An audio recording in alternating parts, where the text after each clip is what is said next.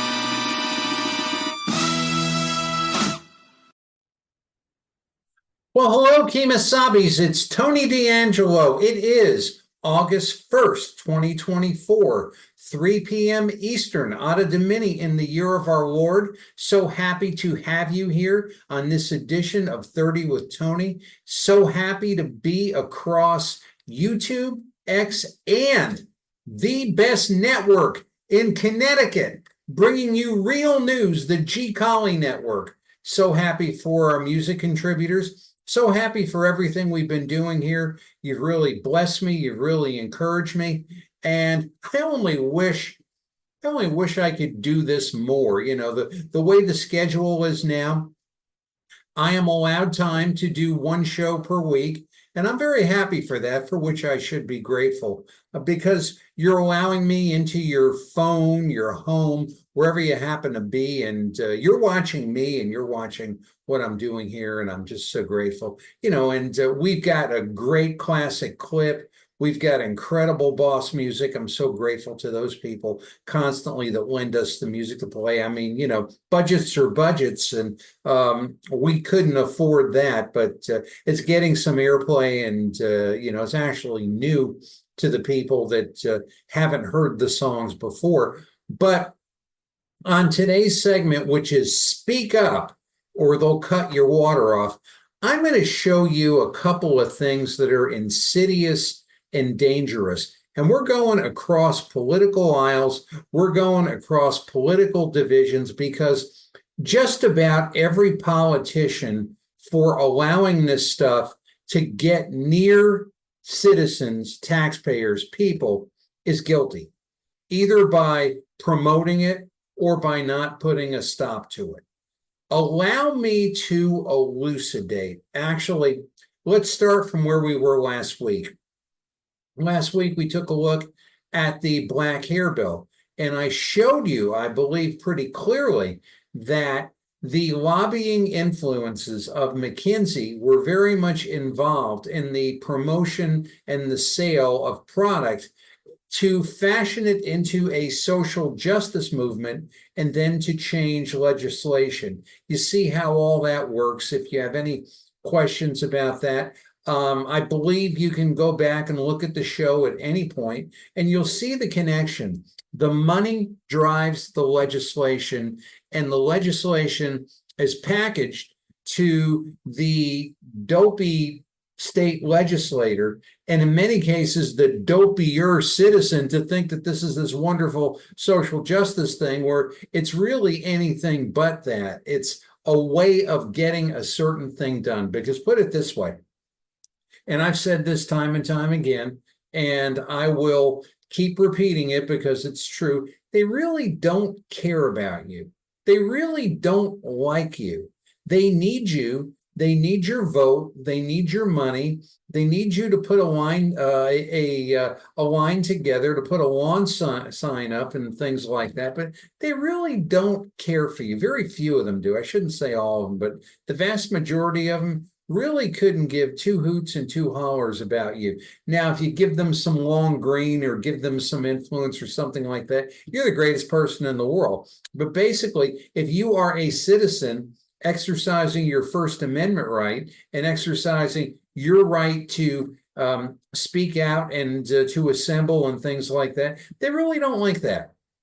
Because in many cases, it exposes the fraudulent nature of what they're doing. It's probably, I shouldn't even say probably, it's a lot more Democrat than it is Republican, but there's enough Republican nonsense going on where things aren't really dealt with well. And my job here is to give you information where you can fight. You see, I can't fight for everybody because I'm only one person, but if you have information, you can do something with the information. That's my function. I know that's the function of the G Collie Network, holding people accountable, keeping people, as we used to say in baseball, let them sniff the cowhide of the ball every once in a while, because it's keeping people honest. But today, I want you to look at one thing with me here. We're going to look at a couple of things, but predominantly one thing. Due to the stupidity of the Connecticut state legislature in being suckered into the black hair bill. Yeah, it was a sucker play. It was a sucker play, and it was fashioned into social justice. But now you can take a whatever you want to call it, you could take a target and put it on the back of the state, because we are a soft mark for anybody wanting to do anything with respect to some endeavor and fashion it to us like it's supposed to help us, but it's not designed to do that at all. Allow me, if you will, to elucidate here. We're going to do share. And had a little difficulty here with one browser today, but we go to another. And here is an article. This is something very interesting, at least to me. In the Connecticut Mirror, this was on July 24th, 2024, written by a Shanice Rule, if I'm pronouncing that correctly. And I'm going to just go up here. Rural towns in Connecticut aren't testing their well water enough. This program is trying to change that. So a little bit of background actually, I talked to the people owning homes and the people in the desegregate CT movement, and who frankly hate homeowners and want to see them done away with and want to see their homes leveled and see high rises go up in their place. But sorry, guys, you can't do that. And I know you're trying, but you can't do that. Anyway, when you own a home in quote unquote a rural area, I do. And I'm in the rural area. I've been in the rural area for a number of years. I like the rural area. I don't want to leave the rural area. If I have to live in Connecticut, I want to live in a rural area. And that is a choice one makes. But when you do that, the things that you might get in a city, your water, your sewage, your refuge, your refuse, your heating and things like that, you've got to put a system in, because there's no infrastructure. Now, that's a choice you make. That is a choice to make where to go. America's about choices. America is not about some stupid little 25-year-old bean brain who wants to tell you how to live and how racist you are because you live in a rural town. Now, not every single 25-year-old person is a stupid little bean brain. Unfortunately, some are. But basically, it is about a choice. Now, when you make those choices, you are responsible for making sure that those things that you are using, your heating system, your sewage system, and your well, your water well, where the water is collected and then it is drawn up by pipes into your home or wherever you happen to be, is clean and safe. That is a burden you take. You made the decision, like in my case, when I left my last urban area of where I lived, which was Greater New Haven, where I own property, and I came north, that it was no longer the water company's responsibility to make sure I had safe water. I had to have safe water. Now, what happened was we went through a closing, and I went out and I bought my own water testing kit, and I tested the water because I wanted to make sure the water was okay. Now, the lender at the time, it is a bank that, thank God, is no longer in existence. It is a better world because this bank no longer exists. Made me use Joe Fachim's brother-in-law to test the water, and that water test did not reveal the amount of impurities that my Walmart water test did. So it is a choice that you make. It is a responsibility. So if I choose as a homeowner that I don't care about my water, doesn't make any difference to me. You know, I've drank rot gut liquor for 37 years. Bad water isn't going to kill me. I don't agree with any of that, mind you. But if that's what I've chosen to do, that's my choice. That's my choice as an American. However, you have a bunch of people at the University of Connecticut telling me, my neighbors, and other people that we want to make sure you have safe water. Now, doesn't that sound humanitarian? Doesn't that sound wonderful?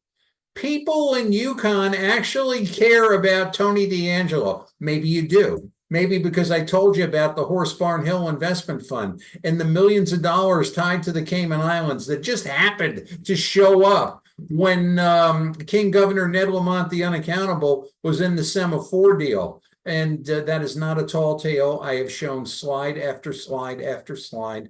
I have shown pictures of the tax returns. So, maybe they like me, so they care about me. They want to make sure I'm getting good water. So these people at Yukon want to make sure that I am safe and I've got, good stuff to drink here. Now, here's a picture of a graduate research assistant who is testing water. And the article tells me, which I have no reason to doubt, 1 in 4 state residents get their drinking water from a private well. But the rules surrounding testing for Connecticut's roughly 300,000 private wells, which are often found in rural parts of the state, all those redneck white people, can often go unrealized by homeowners. Now, notice the little snip writing the article here. Currently, Connecticut has no obligations for homeowners to test their wells. I guess that means that we got to have state obligation to test our wells. Is that right? Yes, I guess that's right. The tests are only required after installation, which can be decades prior. Now, let's read on. For many homeowners, that means keeping tags in what's in their drinking water can be an afterthought. So the lovely people in the state, at the state of Connecticut, want to make sure that I am getting safe water. I mean, there's a number of people in the state of Connecticut that want to make sure that I'm getting arsenic in my water, but that's besides the point. But basically, the state has, quote unquote, a friendly program.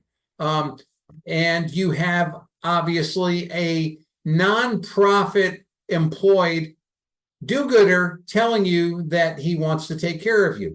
Think about it for yourself. Your water tastes fine and doesn't smell bad, so it's probably very low on your priority list. And there's 1,000 other things you need to do. It just does not rise high to something that's important for people, said Michael Dietz, director of the Connecticut Institute of Water Resources.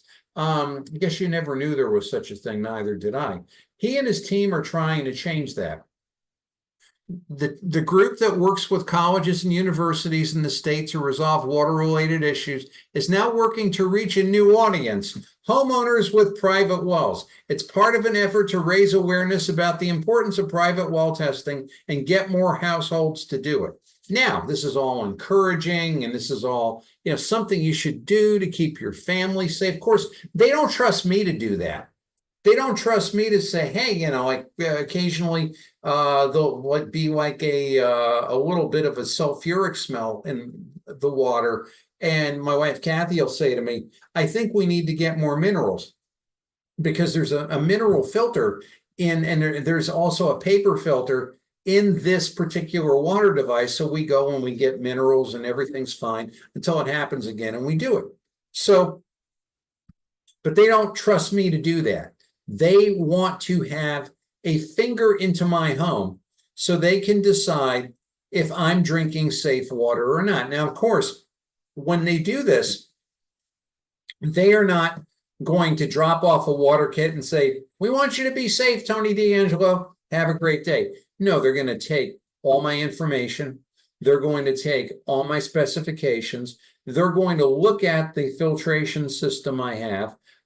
They might nose around at a couple of other things for 2 reasons. Number one, the state is incredibly uselessly nosy in, quote unquote, trying to protect Connecticut residents. And as our entire legislature just sits there and nods its head, both parties. And the other thing is that in doing that, they create another bureaucracy. They create another monolith behemoth that we all have to pay for with our tax dollars.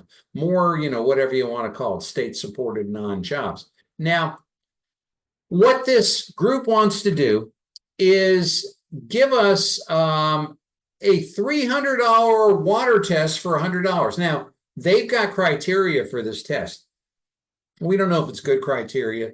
We don't know if it's bad criteria. We don't know if they're testing enough things. We don't know if they're testing ridiculous things. We don't know any of that, because we're just supposed to take what the state says. Oh, this is wonderful. We had an incident here Actually, in my very home, about maybe, oh, I don't know, 10, 11, 12 years ago, I was outside and a couple of lummoxes from, I think it was Connecticut Fund for the Environment, walked on the property and wanted to give me a filtration device, because there's issues in the water in the area. Now, what happened was some stupid professor for one of the universities, without any anything to occupy his mind in the off season, went over to the state park, took his kids to the state park, and for some reason that day the bacteria level was high, so the kids had to go home and the kids weren't happy. So he took it upon himself to cause a crusade and have people knock on doors and say, well, you're under a bad water situation, which I knew I wasn't. So frankly, I told them to get lost. And one little creep said, well, you don't care about, what kind of that's not a way we're going to change things. And, when I threatened to lay him out in the grass, he finally got in the car and left. I gave him 30 seconds to leave. But basically, hey, listen, I am not for dirty water. I'm not saying go drink poison, even though if you choose to drink poison, that is your choice. I mean, a lot of people go into the discount stores and they drink stuff which, frankly, I don't know. I wouldn't use it as cleaning fluid, but they drink it. That is their right as Americans to do. But basically, if I own a home, this is where I am coming from. And if I have gone through the work of maintaining it and buying it and keeping it up and paying the taxes and all that, the fact that I drink water or not that is clean or dirty is really my purview. Now, any sane person, there's a lot of insane people out there, but any sane person wants to stay healthy and wants to do what's right. But here, what we have is the state of Connecticut creating a bureaucracy. And, I don't want them. I don't need them. If somebody shows up on your property, tell me, because I want to expose them on this show, frankly, because that is not a place for government to be. And when this happens, and or the Lee Elsey show, we will expose them there, perhaps in both places. But when that happens, the government decides that they are going to be the arbiter of clean water. So when you went through the Black Hair Bill with me, and when you're dealing with largely shall I say, a get out of town, non-thinking legislatures like, well, this is a good thing. I think we'll pass it for everybody. What's next? Are we going to have mandated water tests? Are they going to make homeowners who live in Woodstock, in Pomfret, in Killingly, other rural, residential rural areas of the state, in Ashford and Eastford, you must register your water test every single year, because there's no limit to the lunacy of what these people can do. I mean, we figured that out, right? So basically, this is, because look at what they did in the Black Hair Bill. They mandated every barber, every beautician who may never see that type of hairstyle because the client told us to, but you got to learn about it. And then we talked about, well, next will be you got to buy the products. And next it'll be, well, you'll have to go to seminars to use the products because the manufacturers want to sell product. Here, the lobbies are pushing to the homeowners because the idea is, in the state of Connecticut, to weaken the homeowner, to weaken his independence, to weaken his resolve, to weaken his integrity, and to discourage him from owning a home. Because basically what they want me to do, when they would start with something like this, say mandatory water testing, is throw up my arms and say, well, I don't want to live in a home. I'll go live in, whatever, active over 55 housing, and I can go and, be and go on bus trips and, suck lollipops and have some 30-year-old, treat me like I'm some, doddering old idiot. I don't want that for myself. So that's what they want to do, because then they can control how you live. Do you got it? Water, do you have it? Water is critical to your well-being. George Bush, the first George Bush, and John Major had a summit in the 1990s, and they were talking about water because they said, he who controls water and fuel, but talking about water controls the world. Now, they can control my water. They can control a lot of things, basically. But that's where this is. So if you see this happening, if you know of this in the legislature, if you know who's lobbying for this, if you know who's buying into this, a couple of drinks or whatever the thing may be, honestly, well, I'm not going to say what I thought. It used to be something about drunken sailors on leave with girls in bars, but that being as it is, if you know of where this is happening, tell me, because I want to throw that up here. I want to make this so everybody knows what's happening, because this is a way of getting at the integrity of your home by mandating something with regard to water. Now, right now, to be perfectly factually clear, they haven't mandated a thing yet.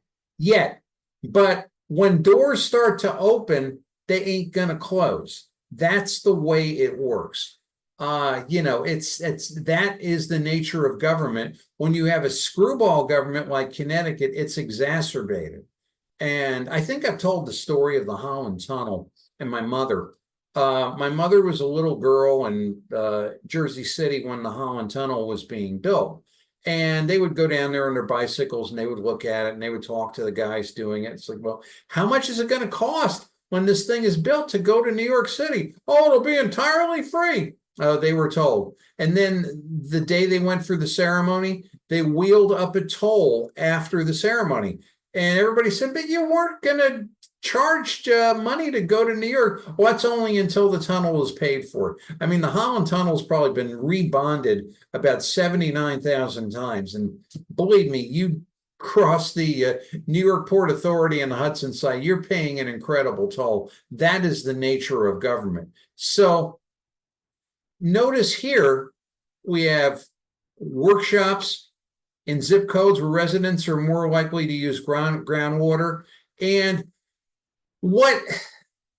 this is the way Connecticut government does things.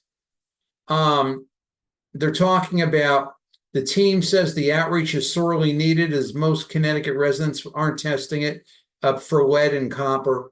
And I think it's a good idea to test your water. I'm not opposed to that, but I don't want some state numbskull dictating to me that I should and I must, because when that happens, it then becomes something else. What'll be the next thing? Oh, we have issues as far as people that have wood burning stoves. Now, I've got neighbors, I envy them. Their entire houses are heated with wood. And what they do is they go around their truck. I did this for a neighbor this past week, and I saw, storm damaged wood.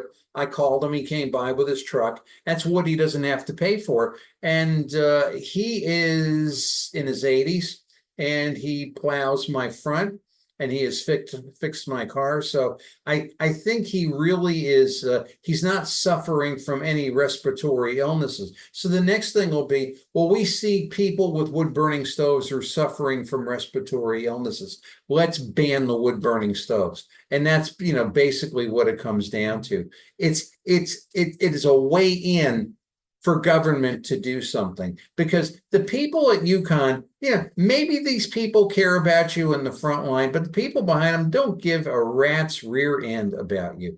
But I want you to look at something, okay? These tests are running $300, and they were given $350,000 from the U.S. Department of Agriculture to expand the efforts. Just going to read down here a little bit, just see if there's anything else we need to look at. And they talk about the workshops and the classes, and that's over in Coventry. And you got a bunch of retired people, really not much else to do, that are going out probably because they're bored. And they're receiving water samples, and interest is growing in June in Reading. And you've got a whole bunch more people. I'm just going down a little bit more to see if there's something else that would be of help to us. Not anything. You can request a well water sampling kit. Now, understand when you're doing that, you are handing over your life's history to the state of Connecticut. You know, I'd be very wary about that. But let's look at the numbers. Okay. They're talking up here. It's a 300,000 private wells, and they're talking a test for $300. And they're looking for more money. They want to expand the program and. But there are terrific water tests, and they've been around for years. You can buy in the Costco, you can buy them in the Walmart, you can buy them in the Lowe's, you can buy them in the Home Depot, and they're good, they're reliable, and if you'd like, you can buy several. What's the prices of these tests? In other words, the private sector has had water test kits for years and years and years. They've worked just fine. So why do we need a government program to tell us that we need to test our water? Why can't I drive down to the Lowe's in Killingly from Pomfret and buy a water test kit and test my water? And that's something that we, Tony and Kathy D'Angelo should do as responsible adults and homeowners. We didn't want city water, but yet the state wants to get into our water supply because he who controls the water controls the world. Are you getting this? And let's go over to here. Here's an article. The cost of water testing. There's tests all over the place. The typical sample, and this is actually Cost Helper, $10 to $30 can be $50 to $150 for a larger kit to test for more things. You can test for other, depending on what you want to test for, but they all seem to be running in that $40 to $50 range, maybe $100. If you want to have a more sophisticated test, you can have that. You can read up on what it is you want to be testing for and what you want to do. In other words, let us assume a basic premise.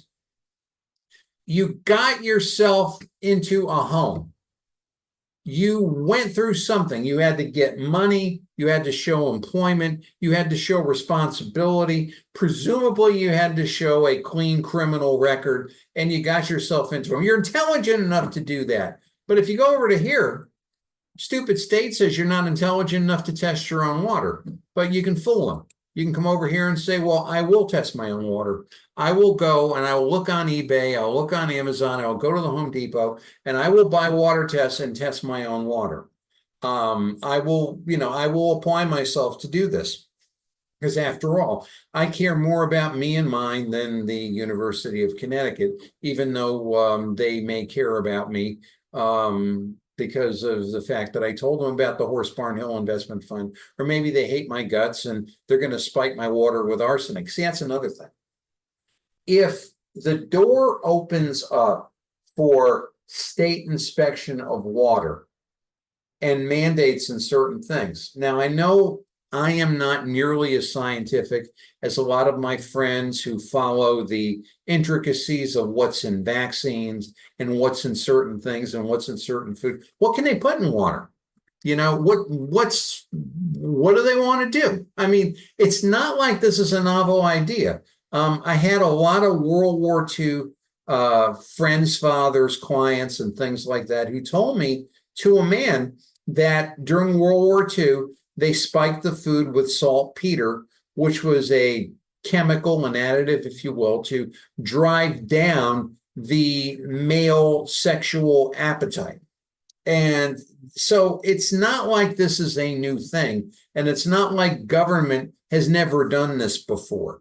But whatever the motivation is, the government will then come to your house and determine the safety of your water. I don't know about you. That terrifies the hell out of me, especially one like Connecticut, especially one like Connecticut where Democrat and Republican can line up and not pay any attention and, maybe go out and, go to the party spread and buy some drinks and not consider the impact of the black hair bill. They're certainly not going to consider this unless you pay attention and you tell me and I pay attention. So this way we can ride hard on them. I am not for dirty water.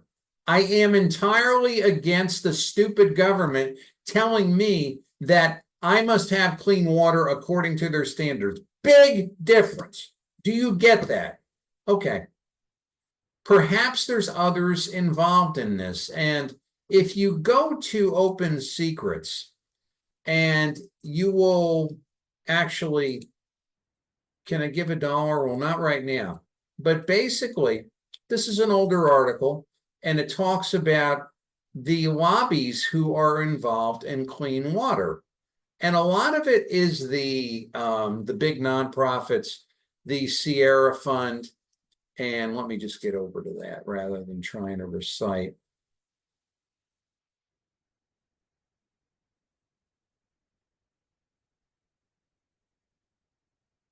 And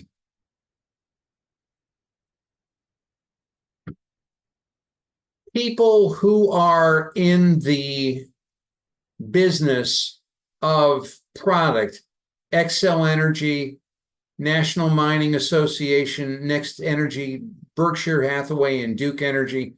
The basically what happens is when people have, we looked at that in black hair, when people have a product, they will push the lobbyists to make the legislators do certain things. And just want to get over to here.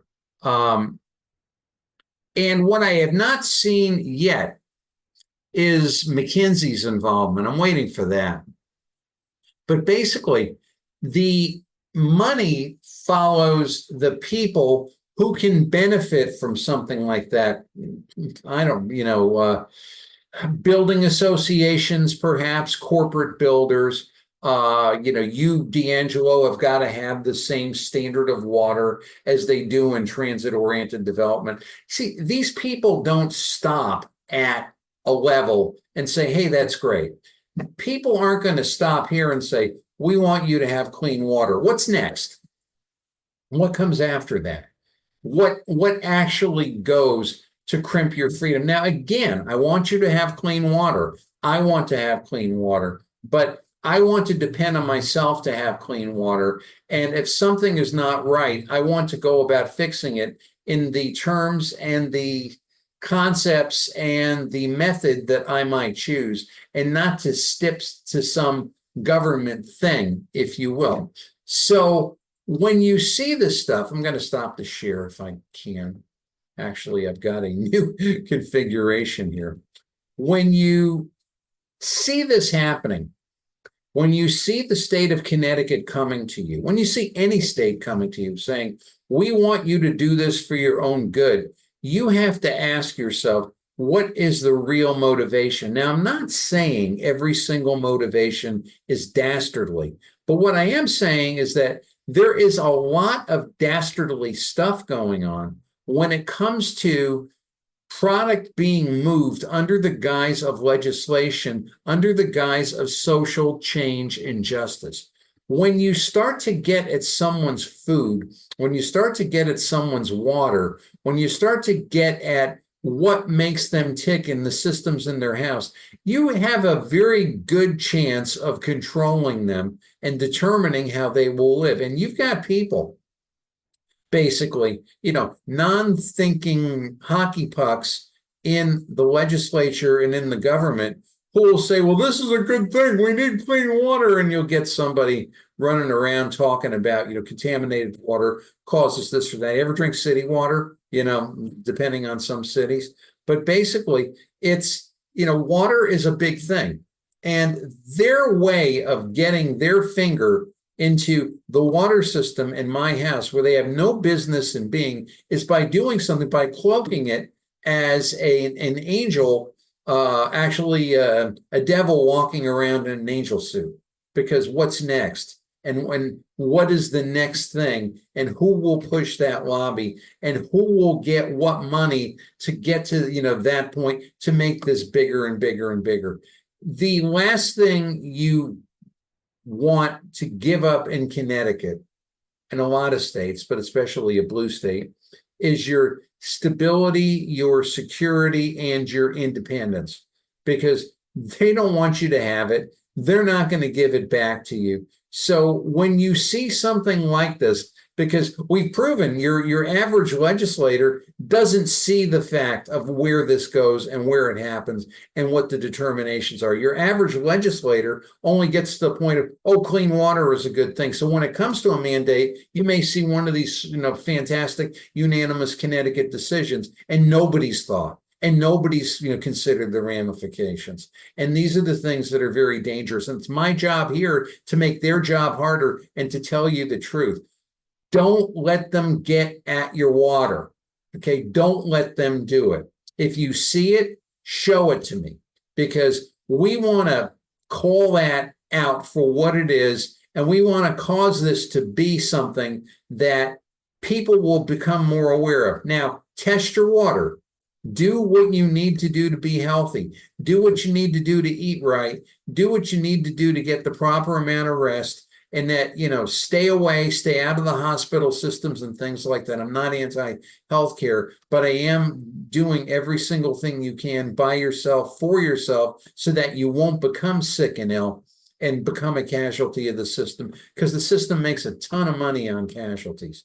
We talked about that this past week on the Lee Elsey show, and it's not good. They don't make any money on me. Or if I am, quote unquote, not drug addicted, not sick, not in jail, and not dependent, not on welfare. You see, that's the idea. And a large part of the state subsists on that very model, calling it exactly like it is. And that's what we do here on 30 with Tony. It's Tony D'Angelo here. We'll be right back with the rest of the show right after this.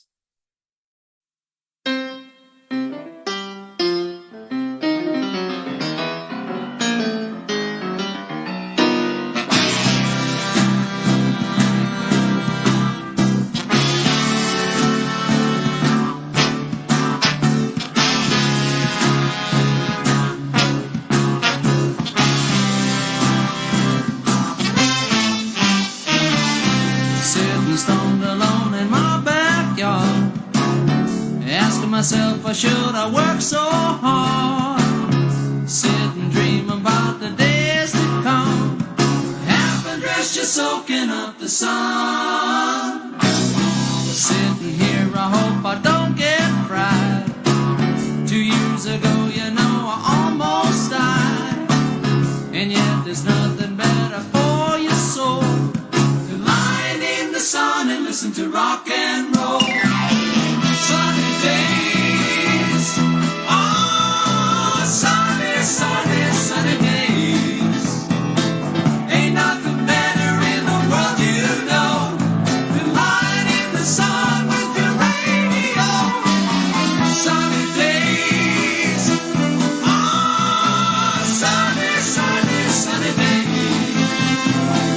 Ain't nothing better in the world, than lying in the sun. I really think there's nothing quite so fine as letting the sun rejuvenate your mind. Don't get me wrong, I really dig the moon, but it was 4 in the afternoon when I wrote this tune. And now the sun's about to fade away. I'm feeling better than I felt for days. There's nothing better for your soul than lying in the sun and listen to rock and roll. Sunny days, oh.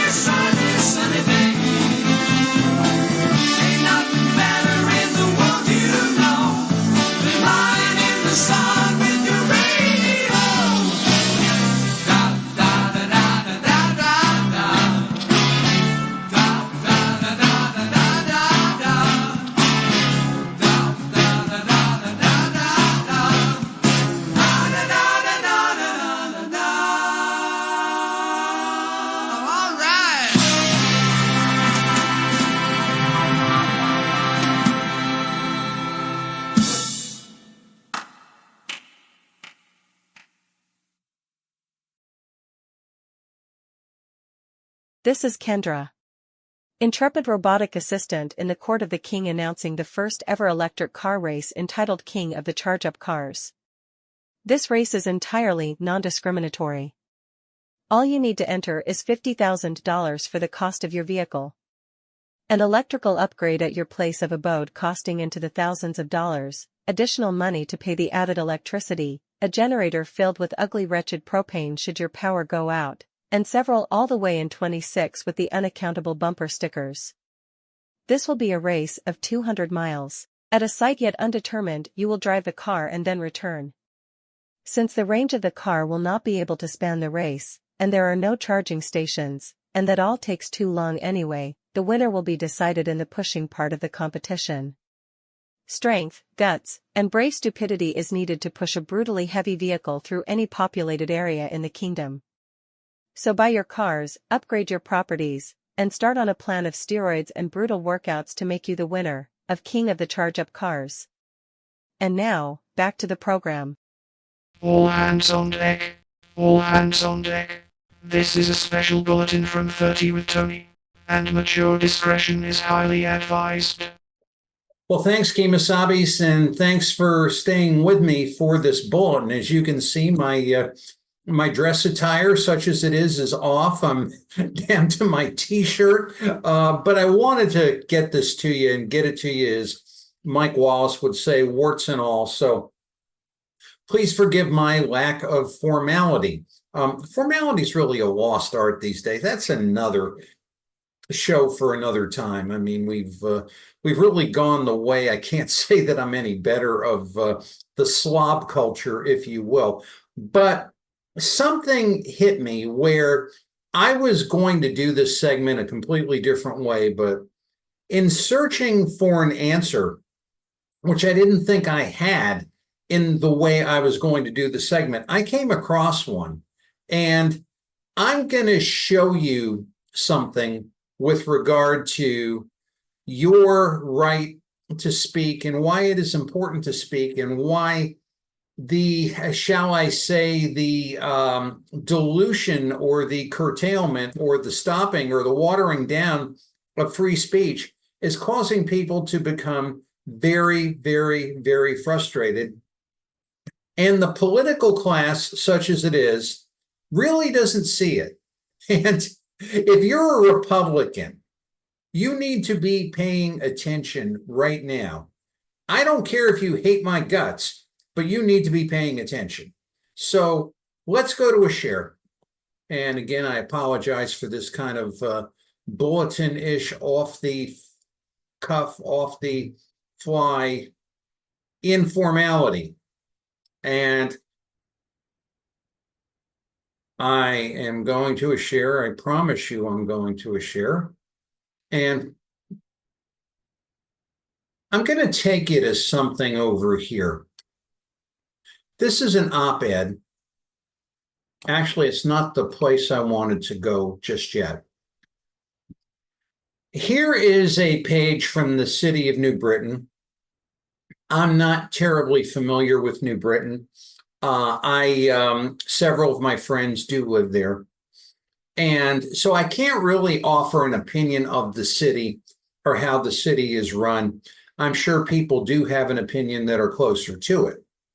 But I wanted to, even though most people watching this are not in need of this introduction, to the page on the City of New Britain website, describing, if you will, the mayor of New Britain, the Honorable Erin E. Stewart, and goes on to tell about her. She's a younger lady. She's attractive, and she has a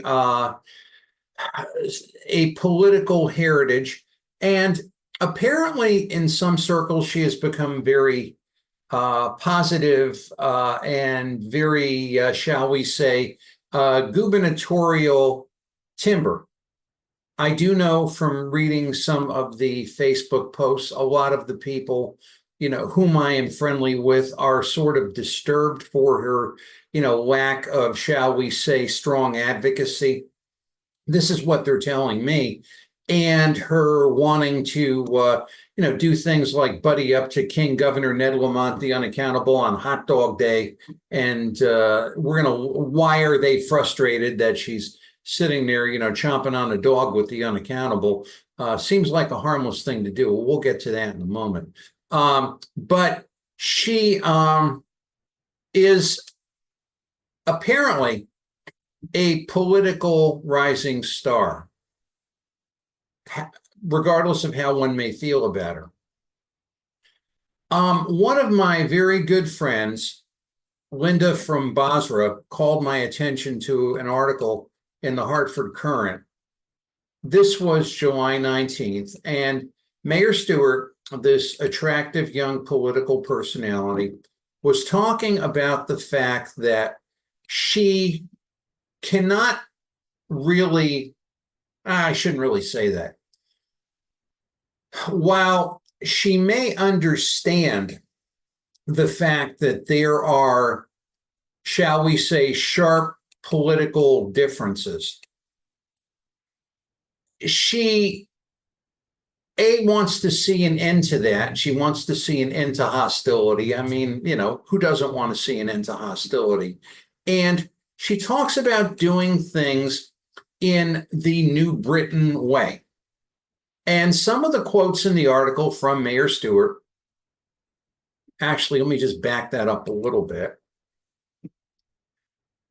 All sides are at fault and everyone shares collective responsibility and blame. She led in with the Trump assassination attempt. Politics is a rough and tumble business in the pursuit of persuasion.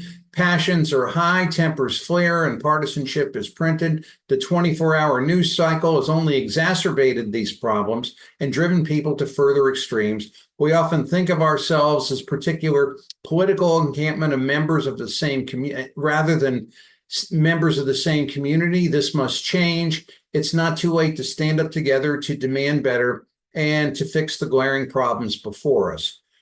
We fix the issue by rethinking our own personal rhetoric, toning down our tenor, cultivating civility over cruelty, and remembering the other side are not our nemesis, but our neighbors. And while I'll be the first to admit that local politics in New Britain certainly isn't perfect in these respects, we have prided ourselves in doing it better because ultimately we have. Here in New Britain, we strive for civility, we engage the other side, and we actively seek the common ground and call those out that do not. We've been successful in overcoming this locally. We are setting the standard in how local government should work. We consistently lead through bipartisan collaboration focused, most of all on the common good, not on politics, negotiating with our words, not with violence or with threats. While other communities in the state and the federal government, read that down a little bit, struggle to get anything meaningful accomplished and are locked in endless partisan bickering, here in our city, we continue to grow, we continue to make progress, and we continue to lead despite our political or ideological differences. Okay. So if I'm reading this, and again, I do not know Mayor Stewart, I might get the impression that she has captured lightning in a bottle. I might get the impression that she has, quote unquote, the universal solvent.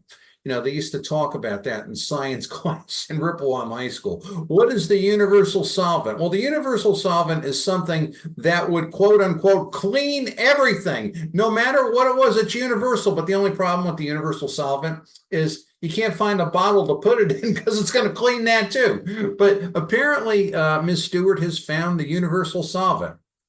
And I think when I look at the Republican world, there are, quote unquote, the Aaron Stewart Republicans, and then there are the Trump Republicans, who many people have gone over to the Trump side because they've had it with government. And where Ms. Stewart says the 24-hour news cycle is causing people to become, shall we say, violent or alienated, I have a gentleman here whom I'm going to show you in a video, who perhaps has a little bit, I'm just going to stop the share here for a moment, who perhaps has a little bit of a different take on this Now, what I'm going to show you is something there's a lot of obscenity, there's a lot of anger, there's a lot of, it'll make you uncomfortable. If you have children, I'm going to ask you to use your discretion when you're watching this. But what I want you to focus on is what this young man is saying.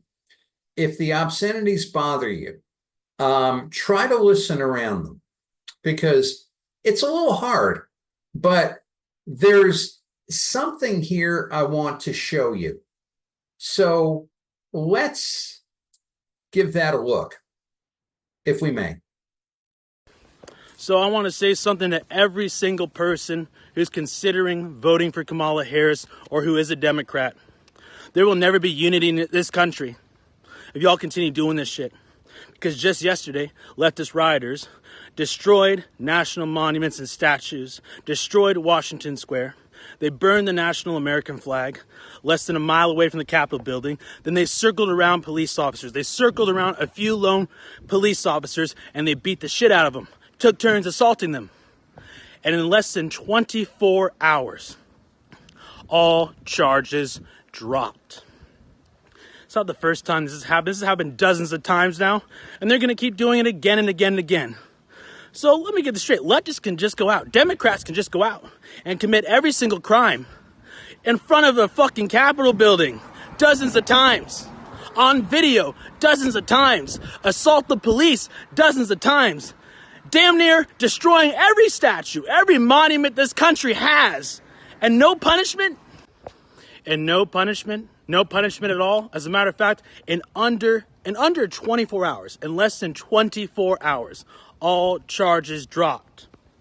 Meanwhile, if you're a Republican, and if you're pro-life, and you're at an abortion clinic, and if you're praying, these motherfuckers with Kamala Harris and her Department of Justice will throw you behind bars for 3 years, 5 years, 7 years. For praying, for singing, for holding hands, they'll throw you in prison for up to a decade.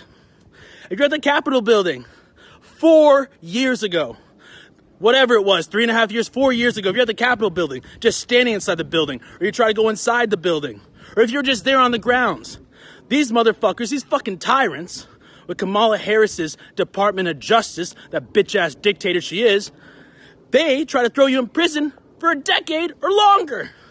For the equivalent of jaywalking, they destroy Republicans' lives. So yeah, there's not gonna be any unity with you fucking Democrats if y'all keep doing this shit. Talking about, oh, let's come together. Fuck you. Fuck you. You wanna go? Have some honor and go toe-to-toe. Have some honor and call us out and say, hey, let's meet up in a field and let's duke it out. Let's shoot it out. Have some honor and say something like that. Instead, you fucking Gestapo, Nazi, communist pieces of shit use the government to come after people because you're cowards. Fucking cowards. You don't have the balls to face us like men with some integrity. That's what the fuck you are. Bunch of bitches.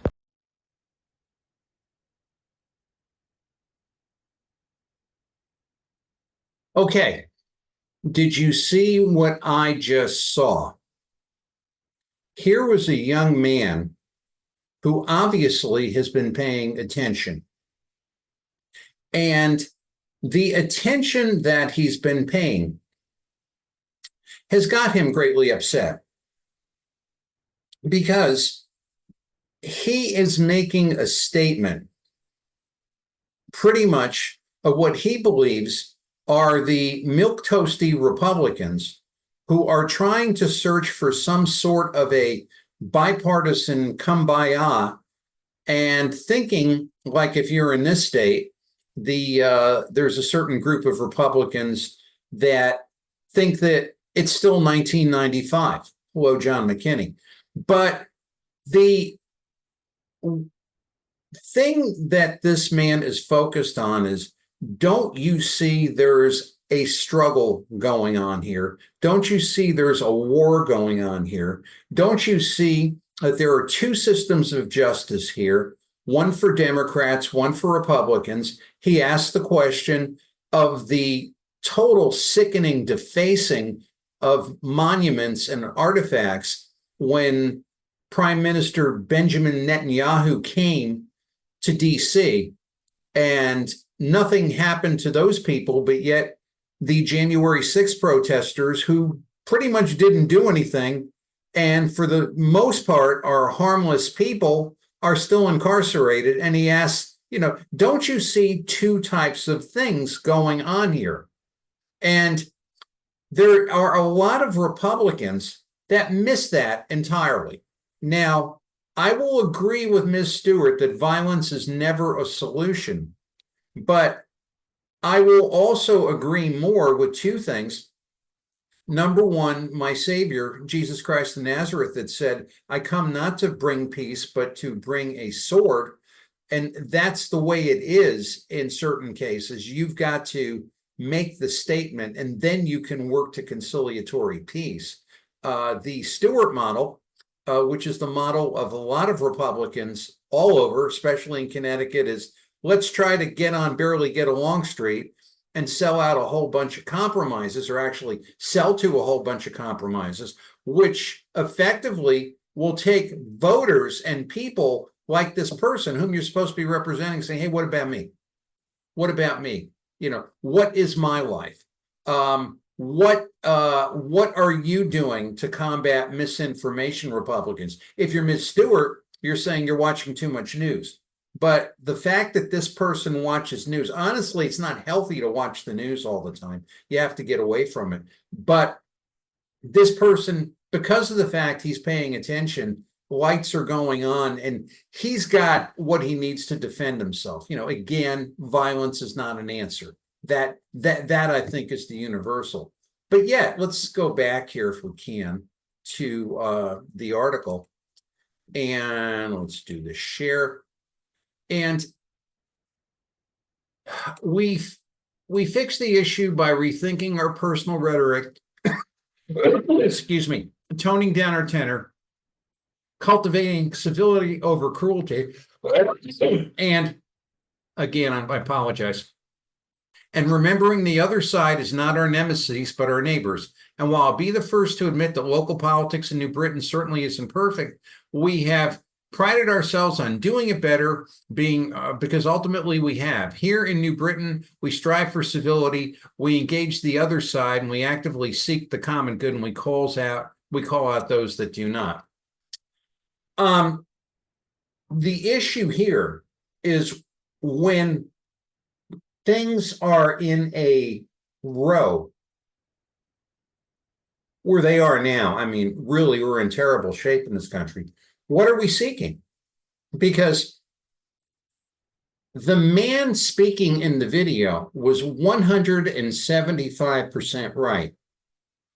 And imagine this man and Aaron Stewart having a conversation. This would be Bambi versus Godzilla. It would not be pretty. And it would be a conversation where this man would be saying, don't you get what I'm telling you? And the model here would be strive for civility. In other words, don't speak what's on your heart and mind, because that may lead to violence. And that is the entirely wrong thing to do. Because the critical thing, I'm just going to stop here for a second, if I may, and we'll get back to the other article. The critical thing here is the policy, the vision. You can deal with the vision and the policy and the substance and the things to work things. You don't have to be violent about it, but you have to tell the truth. One question I may ask of Ms. Stewart is, where she is talking about this is what we need to do with citizens, why doesn't she say something about the actions of the Democrat Party, the party of King Governor Ned Lamont, the unaccountable, the guy you have a few hot dogs with, that their actions towards citizens have been despicable and reprehensible. Joe Arasimowicz told people at a Save Connecticut rally that he was looking forward to when he was going to see them get sick. Now, he did apologize, but he suffered no consequences. And that's the whole thing. They can do that, but this young man in the video can't do any of that. And we're supposed to say strive for civility. No, Ms. Stewart, no people that want to curtail the First Amendment. You have to drive to the issues, and driving to the issues can be forceful, could be violent, not physically violent, but violent in the sense that you've got to root out the truth and come what may, let it all hang out. The lack of knowledge of Republicans, especially state Republicans, when it comes to the First Amendment is appalling. By the names of Colley and D'Angelo, who rooted this thing out and called it out for what it was. And the bill was proposed by a Republican, again, a Republican who apologized and pulled the bill. And I'll give credit for that, but don't even think that way, where you talk about the limiting of one's free speech. That is beyond sinful. Free speech does not have to resort in violence. Free speech should be driven at issues. And yeah, it could get caustic. It could get rough. It could get, 9 ways from Sunday. But, does not have to be violent, number one.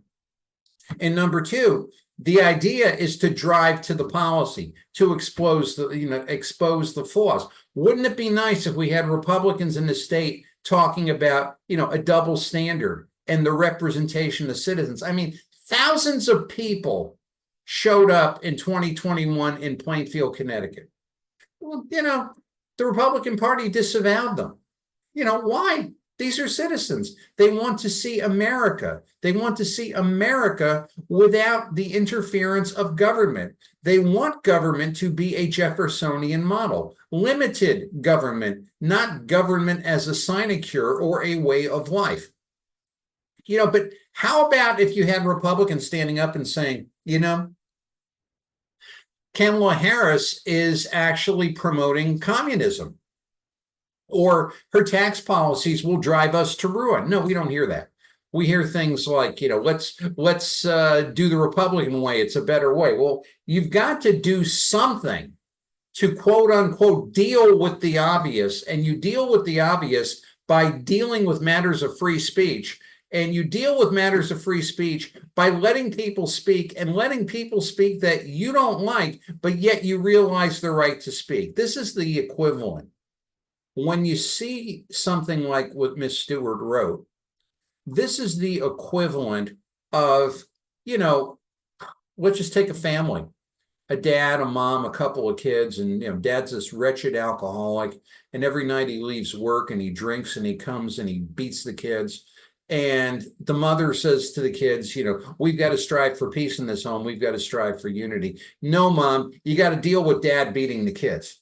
Simple as that, and just as difficult. And this Republican Party, at least in this state, largely nationally to a certain extent, because there's a few national mollycoddles. You can call them rhinos if you want. I don't know what they are. They really don't stand for much.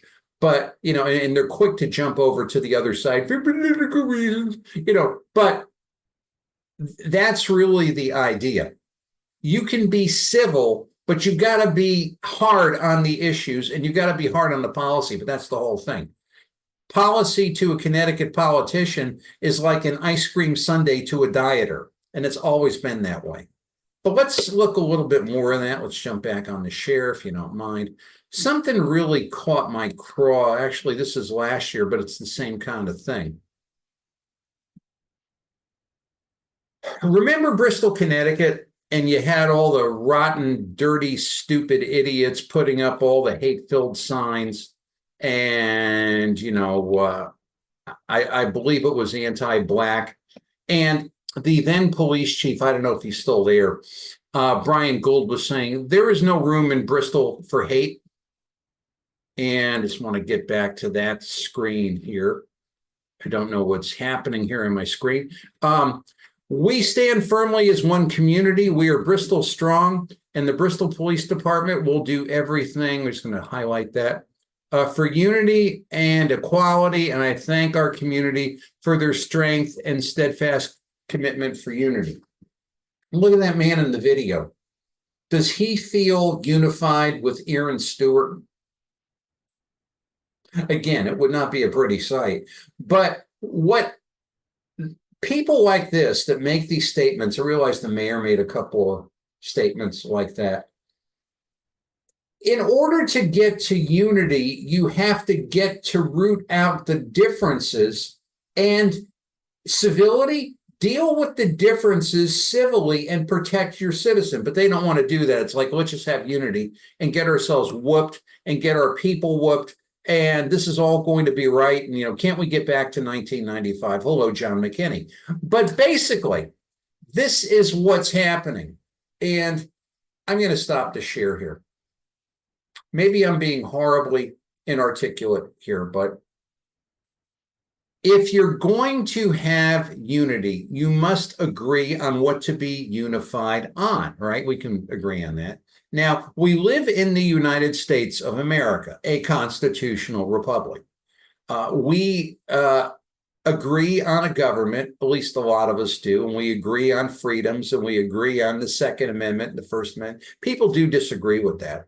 I understand. But what the Aaron Stewarts of the world and what the people in Bristol and the world don't realize is that the people whom are there disagreeing don't believe in any of that.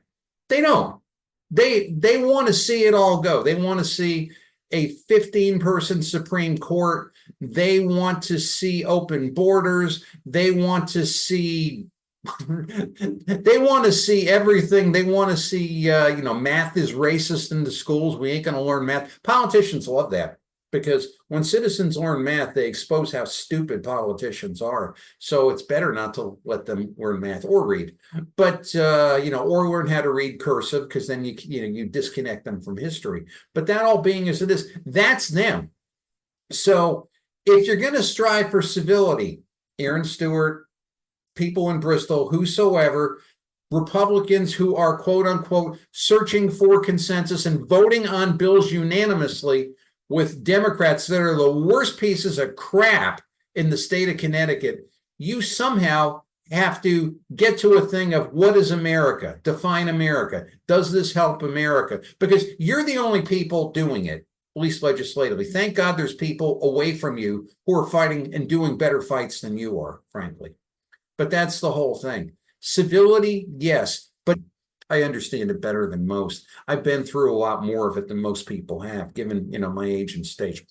Yeah, I still got my mother's skin. But anyway, the long and the short of it is non-solutions will not solve genuine problems. We must be able to speak. Our right to speak and our right to challenge politicians, again, not violently, I can't say that enough, is inherent and is critical in our means and our method in our ways of ensuring a fair, decent, and just United States of America and state of Connecticut based on constitutional principles that were ultimately given to us by our creator. It's Tony D'Angelo. We'll be right back with the rest of the show. Actually, the close right now, right after this.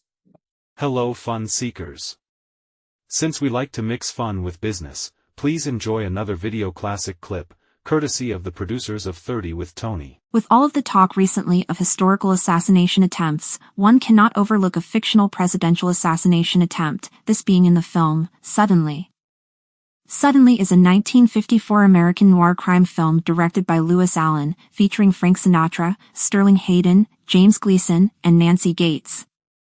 The film is set in the small town of Suddenly, California, where the train of the U.S. president is scheduled to stop.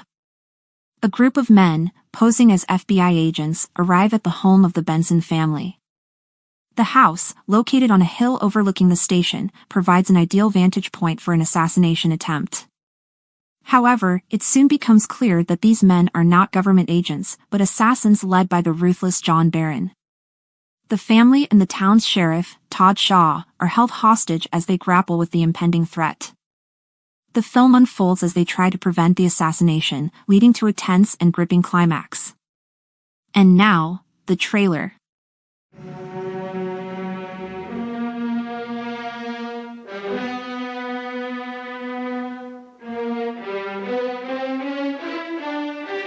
Tell him to get over here fast. It's an emergency. Is this all routine? Seems to me to be kind of overboard. I mean, all this checking and everything, as though you expected this town to... Sheriff, Have you noticed any strangers in town during the past week? No. Are you sure? Sure, I'm sure. I'm John Barron, Special Agent, Federal Bureau of Investigation. These are my men.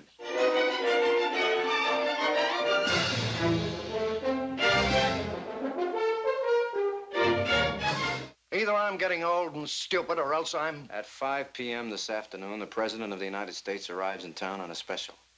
What? Golly! The president?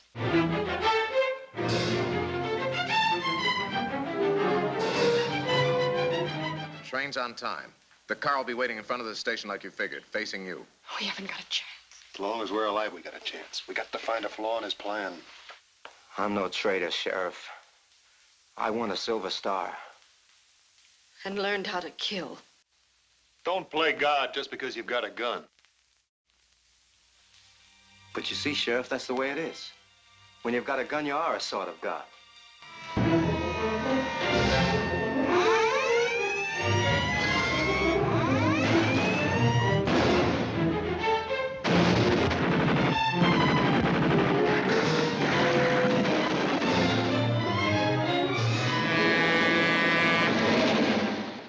What's this town? Suddenly. Suddenly what? Now, that's the name. That's a funny name for a town. Oh, I don't know.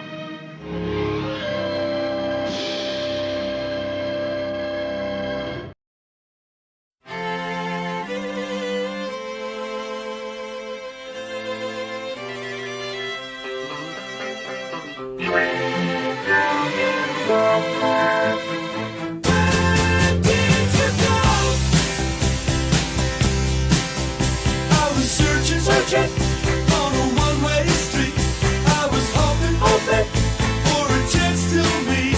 I was waiting for the operator on the line. She's gone so wrong. What can I do? Where could she be? No, no, no. Don't know what I'm gonna do. I gotta get back to you. You gotta stop now. Slow down. You got me running. You got me running. Run. You got me searching. Hold on. Hold on. You got me running. Hold on. It's so sad. That's the way it's over.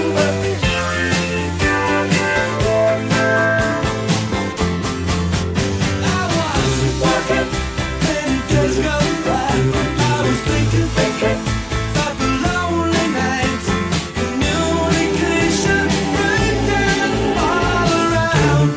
She's gone so long. What can I do? Where could she be? No, no, no, don't know what I'm gonna do. I gotta get back to you. You gotta slow down. Slow down. You got me running. You got me running. Run. You got me searching. Hold on. Hold on. You got me running. Hold on. It's so sad. That's the way it's over.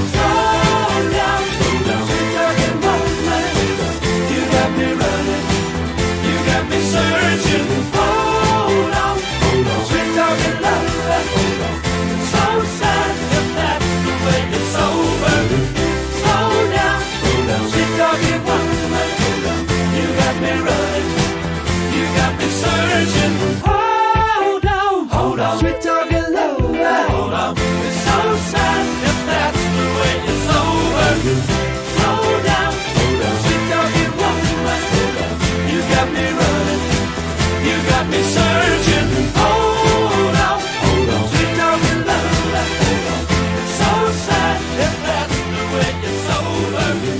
Slow down, sweet talking woman. You got me running, you got me searching.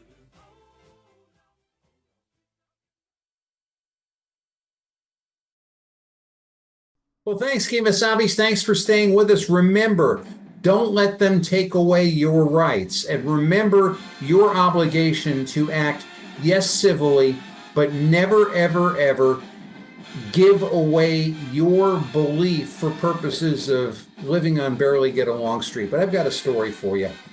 And this one I have to read. Mahatma Gandhi often walked barefoot, which produced an impressive set of calluses on his feet. He also ate very little, making him rather frail, and with his odd diet, he often suffered from bad breath. This made him a super callous, fragile mystic hexed with halitosis. It's Tony D'Angelo here in 30 with Tony. Thanks, Kemasabis. Thanks for staying with us. Watch me here. Watch me on the G Collie Network and on YouTube. Support the G Collie Network if you want to see free thought and free product and free journalism and entertainment in the state and in the region. Thanks very much. As Dick Clark would say in American Bandstand, so long.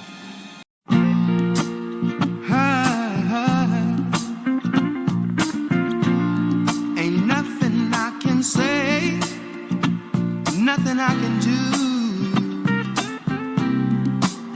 I feel so bad, yeah, I feel so blue.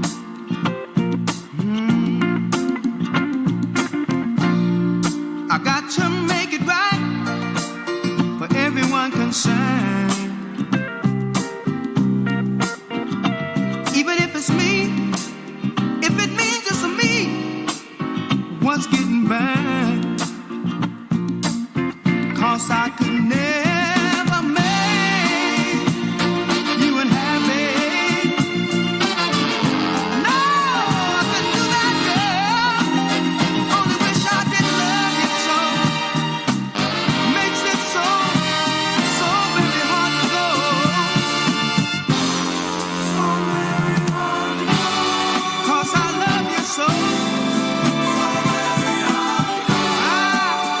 I love you so.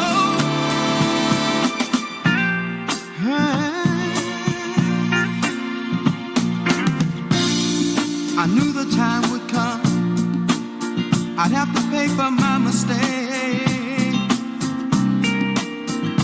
I can't blame you for what you're doing to me, girl, even though my heart aches.